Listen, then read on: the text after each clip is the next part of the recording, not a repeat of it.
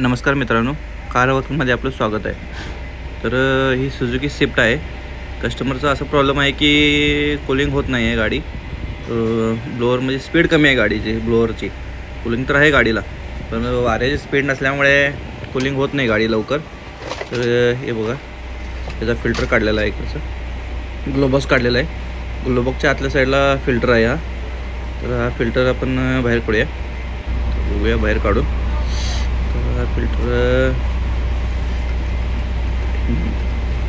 Filter काढलेला आहे वर। तो फिल्टरमध्ये कचरा आलेला आहे। कचरा आल्यामुळं काय होतं, तर वाऱ्याची स्पीड आहे तो कमी होतो। त्यामुळे काय होतं, गाडी लवकर आपली गार होत नाही। तर तो फिल्टर आपण चेंज करणार आहे। तर त्यासाठी आपण नवीन फिल्टर घातलेला आहे MJPचा। तर आपण फिल्टर घातलेला आहे।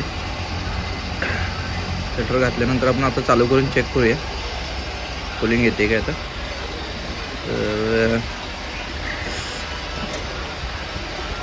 गाडी केली, चालू केली, गाडी वर गेली। आता गाडी जर स्पीड बघितला तर पहिल्यापेक्षा खूप फरक पडलेला आहे आणि आता कूलिंगला पण गार होते गाडी लगेच। तर व्हिडिओ आवडल्याबद्दल चॅनलला सबस्क्राईब करा।